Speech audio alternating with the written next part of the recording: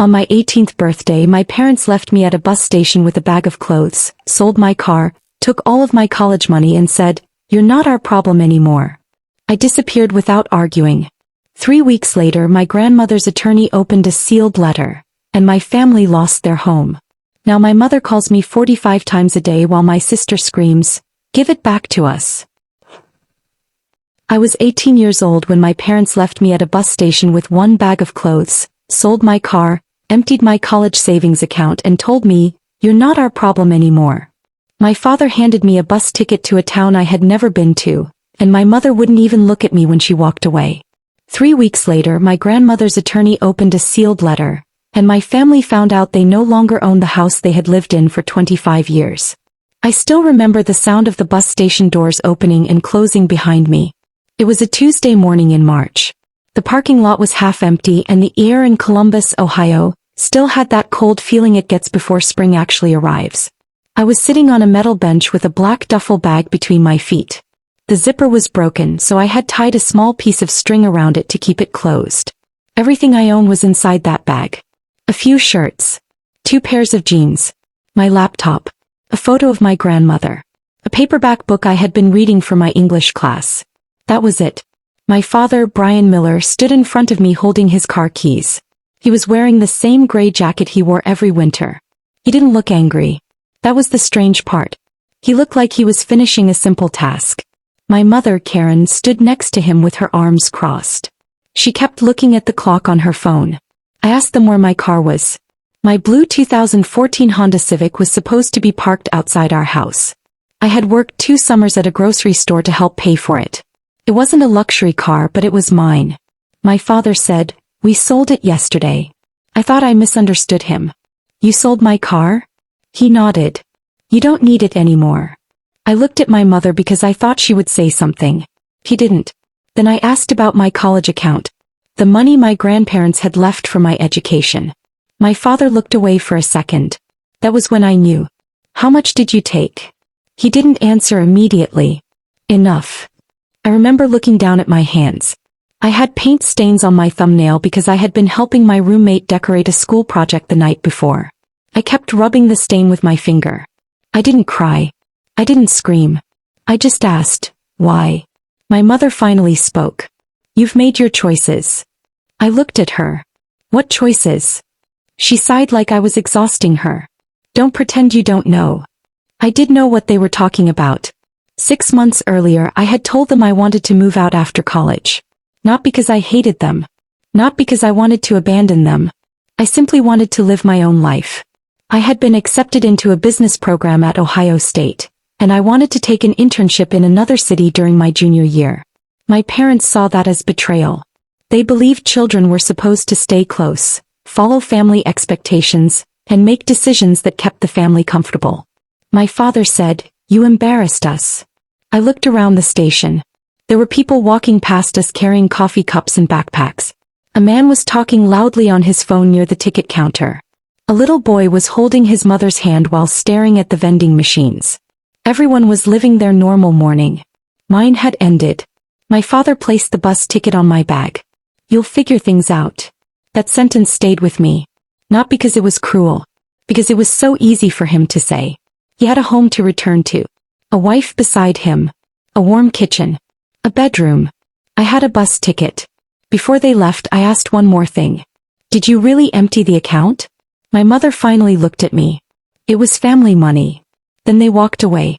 I watched them get into my father's SUV and drive out of the parking lot. I waited for them to turn around.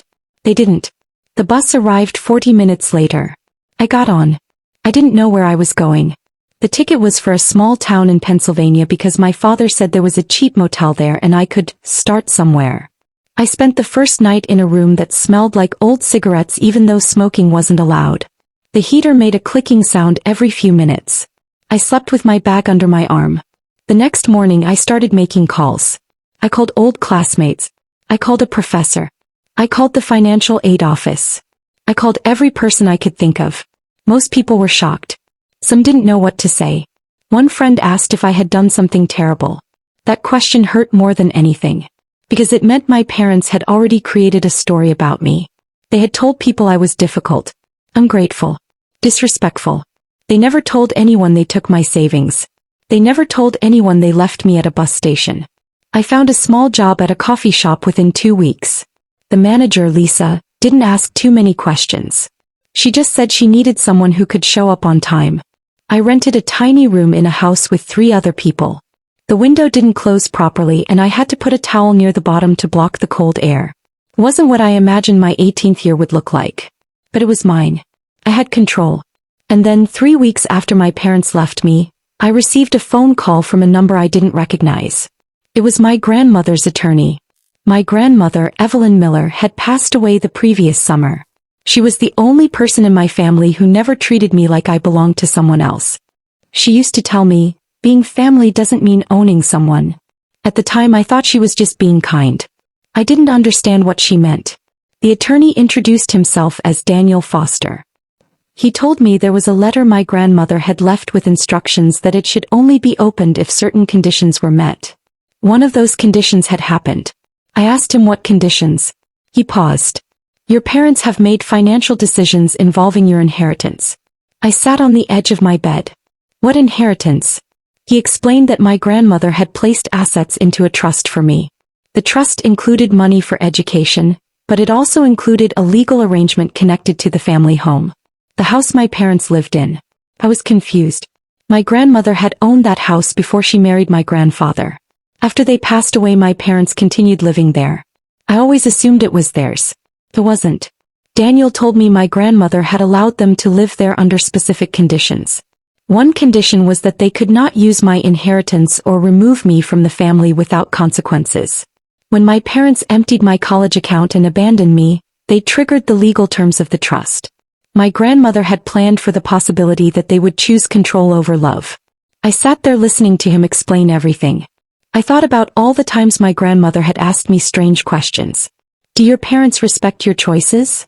Do you feel safe telling them the truth? Do you know what belongs to you? I always thought she was being dramatic. She wasn't. She knew my parents better than I did. Growing up, I thought my parents were strict. I thought that was normal. My father liked control.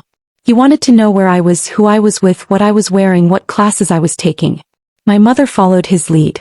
When I was 16, I got a part-time job without asking permission. My father made me quit after 1 month because he said school should be my only priority. When I was 17, I opened my own bank account. My mother found out and asked why I needed secrets. I didn't understand it then. I thought they were just protective. Looking back, the signs were everywhere. They didn't want to protect my future. They wanted to control it. The week after Daniel contacted me, my parents found out. My phone started ringing constantly. First it was my mother. 3 times a day. Then 10. Then more. She left voicemails saying she needed to talk. She said things had gotten complicated. She said I didn't understand the situation. My father didn't call. He sent messages. You need to fix this. Don't make this worse. You are hurting your family. I read every message. I didn't respond. Daniel handled everything through the lawyers. The house was transferred according to my grandmother's trust. My parents were given time to arrange another place to live, but they were no longer the owners. The same home they had used as proof that they were successful was no longer theirs. That was the part that upset them most. Not losing me. Not what they did. The house. A month later, my sister Rachel called me. She was 23 and had always been my parents' favorite. She had a different relationship with them. They supported her choices. They helped her with rent. They paid for vacations. I answered because I wanted to hear what she had to say. I wish I hadn't. She didn't ask if I was okay. She didn't apologize. She said, "You need to stop this." I stayed quiet. She continued. "Mom and Dad are losing everything because of you." I looked out my apartment window. There was a woman walking her dog across the street. Someone was washing a car in the driveway next door. Normal things. "You think I did this?" I asked. Rachel became quiet. Then she said, "They made mistakes." Mistakes. Yes. I waited. She had nothing else. That told me everything. My family had a different language for what happened. Taking my money was a mistake. Leaving me alone was a decision. I told Rachel I wasn't changing anything. She started crying. Then she became angry. She said, "You're destroying our family." I answered calmly, No. I just stopped saving people who were hurting me. After that, she blocked me. A few weeks later, my mother called 45 times in one day. I counted because I was sitting in my room and my phone kept lighting up. 45 calls. The next morning, I had 27 messages. She wanted me to meet her. She wanted to explain. I agreed. We met at a small coffee shop near my apartment. She looked tired. For the first time, she looked older than I remembered. She said, "Your father went too far." I asked, "And you?" She looked down. I was trying to keep the peace. I nodded. That was the answer I expected. Because every time someone hurts you and says they were keeping peace, what they really mean is they were protecting themselves. She reached across the table. "I'm your mother." I looked at her hand. I remembered the bus station. The duffel bag. The ticket. The empty account. I moved my hands away. "Yes," I said. "You are." She started crying. But I didn't. I wasn't angry anymore.